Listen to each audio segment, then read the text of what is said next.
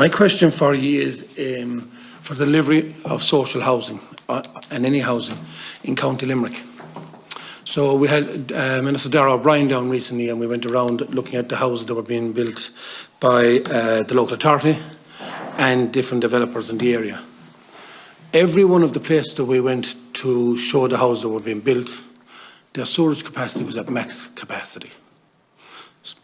So Partick Swell we went to, where there was 110 houses being announced and there's other plannings going in there. Their system needs to be upgraded. We went in onto hospital where there was 20 houses being shown that they were near completion. 5 of them had an on-site septic tank in hospital. Sorry, where tenants in situ now is the reason that people have been buying. Okay, that's going to clarify that. We're going on delivery of houses and delivery of houses for tenancies. It's the same thing. If I can't, the tenant in situ purchase scheme is what we're discussing. Yeah. Okay. Thank you. But we had other there in their delivery. They were going through about the amount of social houses that were being delivered. So, for people, for me to get into my county, I need infrastructure. For businesses to survive in my county, I need infrastructure, because if you can't build your business, if you go do retro on your business, you can't build unless we have people there. So tenants in situ as well, if they're working, want to work, again, if there's no infrastructure, they're at a loss because it's costing more to live in the county to go to work. So from a point of tenancies and voids, if you go to Kilmallock and you have a 14th century town where there is most of the buildings in the town are listed.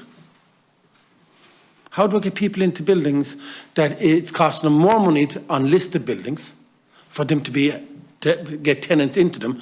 When we go back in the 14, 15, 16, 1700s, all the way up to now, up to 50 years ago, there was people living in these, but now conservation is standing in the way for me putting people back into them.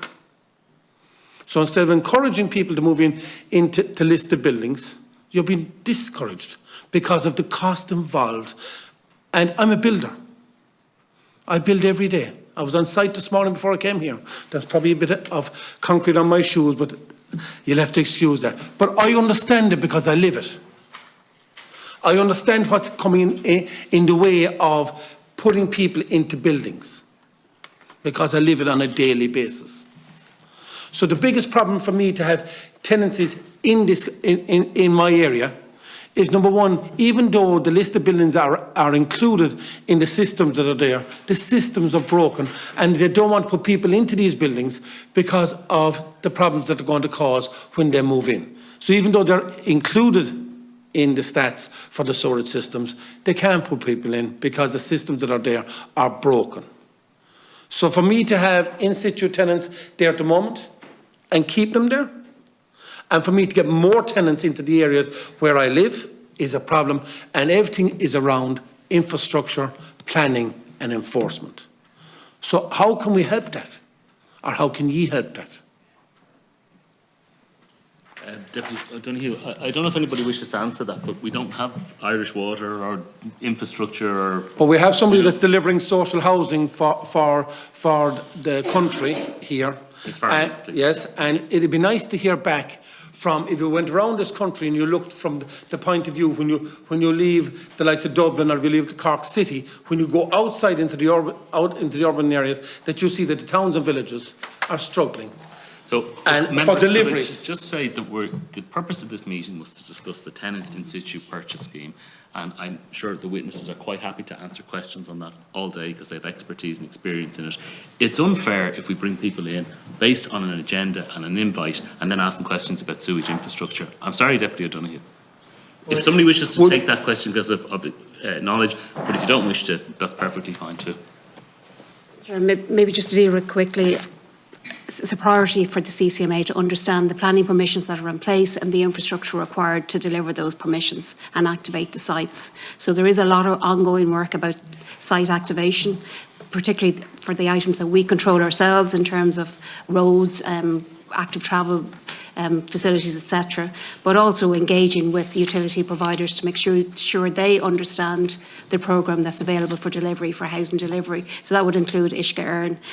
On the protected structures and the town centre, village centre type properties, town centre first is the policy we are working to now. We have a national office established through the LGMA, working with all of the local authorities to deliver town centre first and to encourage the occupation of those particular properties. So lots of work underway. I'm not sure if we can spend more time on that today, but just to say it is an absolute priority for us too. And I thank you for somebody for answering from, and the chair again, that we're in about tenancies and in situ tenancies. And of course, I want to see people that are in tenancies at the moment to stay where they are. And I want to see people that want to sell their properties, that they have in situ tenants. I want them to be allowed to sell their property. But I also want to make sure that there is fairness across the board for people that are in situ tenancies, that people that are bad tenants or bad landlords, I want to see them dealt with as well, because they're the ones that are causing an awful lot of problems. A good landlord doesn't want to get rid of a good tenant, and a good tenant doesn't want to get rid of a good landlord. But in the case that we have accidental landlords, which we have, they should be given the opportunity that they can, that their building can be purchased at a reasonable cost, that everyone is happy and that tenants stay in situ. And that's one thing I encourage. But again, with all your expertise that are there, when we leave here today, yes, it was brought in from the Tenancy Act, but I would have a lot of tenants in my area if it came back to infrastructure, and the funding for infrastructure was fairly put out across the country. Not from this government, previous governments. If they had invested in infrastructure, we would have all the units that we would require now to house everyone in Ireland.